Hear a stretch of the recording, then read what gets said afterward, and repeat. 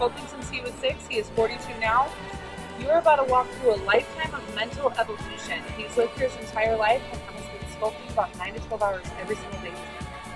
Okay? From my understanding, his mother was an artist too. That was his inspiration. I don't know if anybody's heard of the stuff that's going on with the city.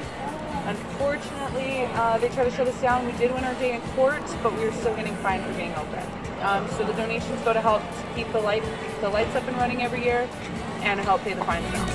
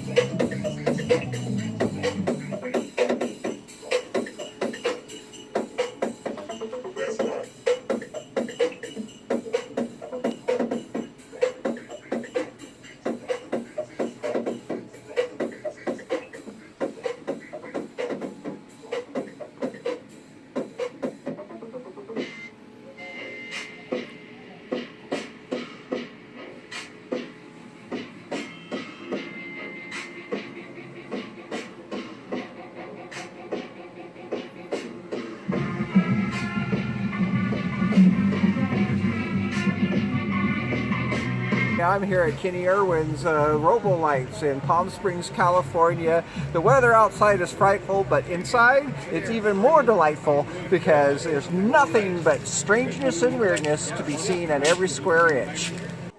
It's the biggest outdoor exhibition of Christmas in North America. It's the Robolights.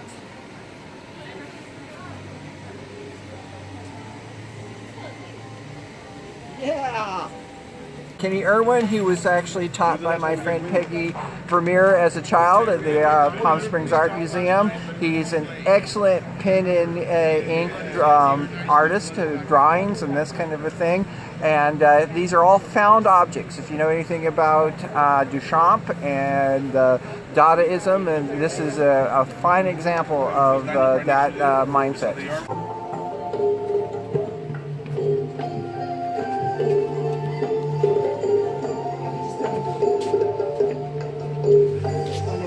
You'll see throughout the place, this thing's buried into the concrete. It's not temporary. These are permanent things.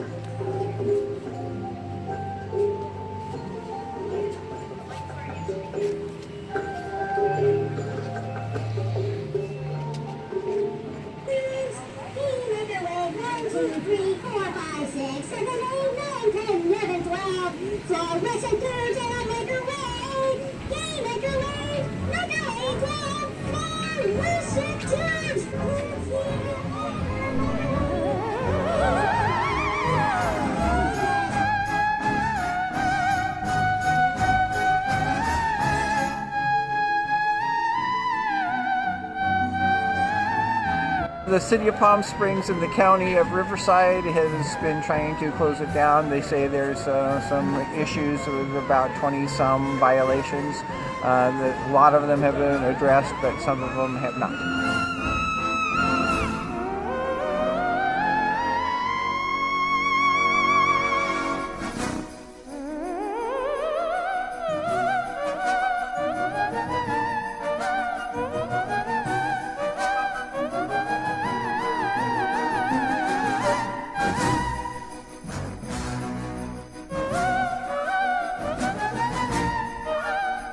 Kenny Irwin's work, that's 4 acres on his own property. It's very reminiscent of the Dadaists and the deconstructionists, the futurists. It's very retro-future in its sensibilities and how it takes things from the past, puts it together about some sort of possible future.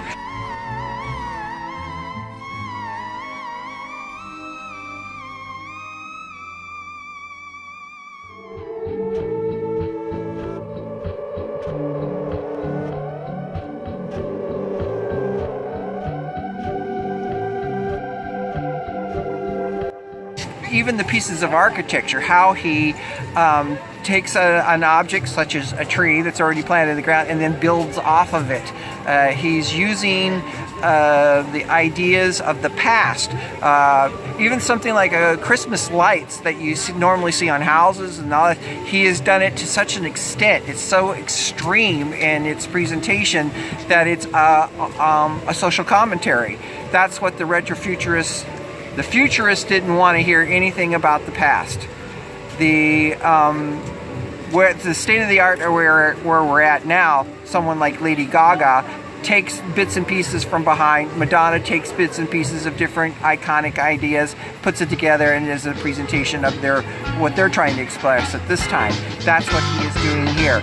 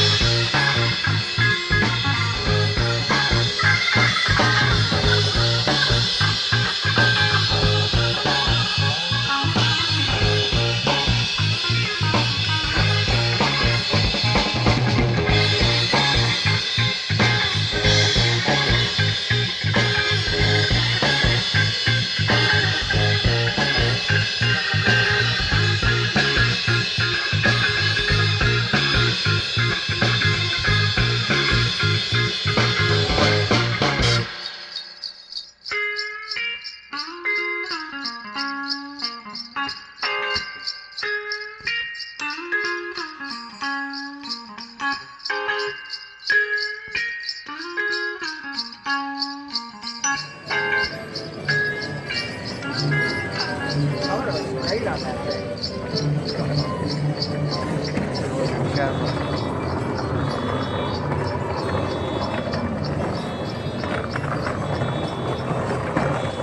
It's a masterpiece that people should appreciate it for its whimsy. It's a variation of themes. It's talking about everything from the hope and the rituals of Christmas to death and the unexpected. It's otherworldly. It's way beyond outside the box.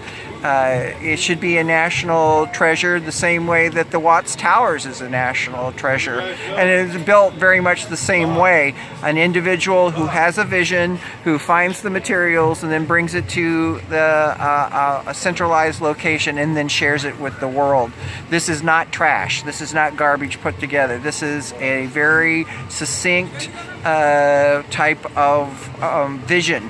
And his ideas about taking it to the next level, no different than Disney. What the people have in common, all of these different artists I'm referring to, is that they're speaking a language that people don't seem to understand at first. And over time, the society around them comes to realize what it is that they were trying to achieve. This is a phenomenon. Everyone should experience this once in their life. I can't think of another place outside of Disneyland that you would see this kind of diversity of ideas and cultural influences. It is really, truly an encyclopedia of materials, of ideas, of hopes and dreams and nightmares, all combined into one.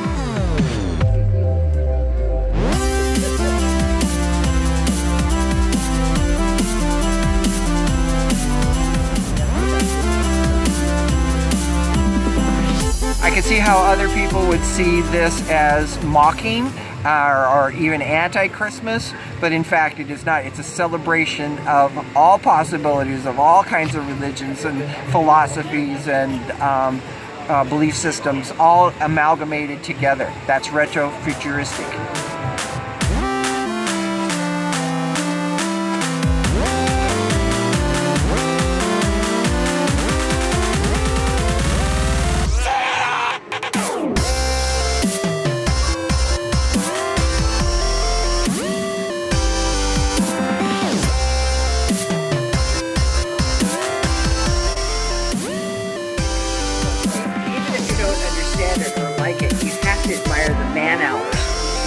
you know, his dedication is.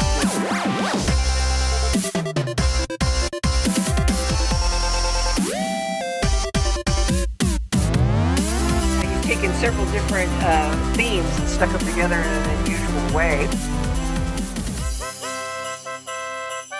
It's very Christmassy and very Halloweeny. But it's also about ritual, and it's about your expectations of Christmas, and it's retro-futuristic. It's a lot of different things all at once. Did you notice how clean it is?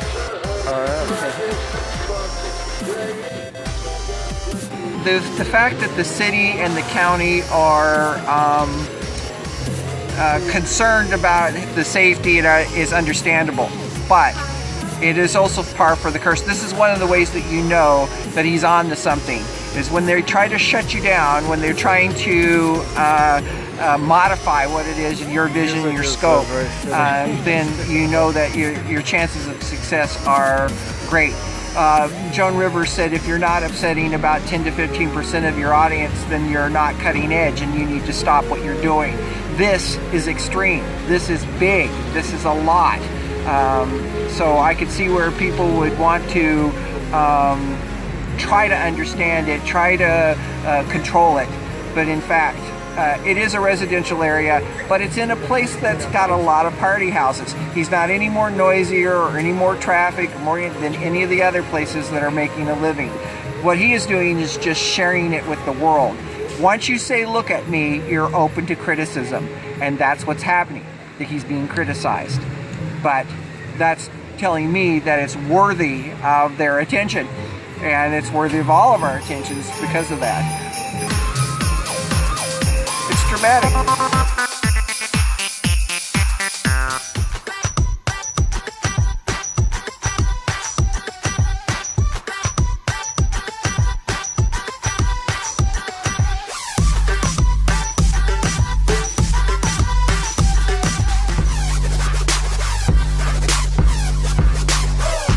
I like all of my art.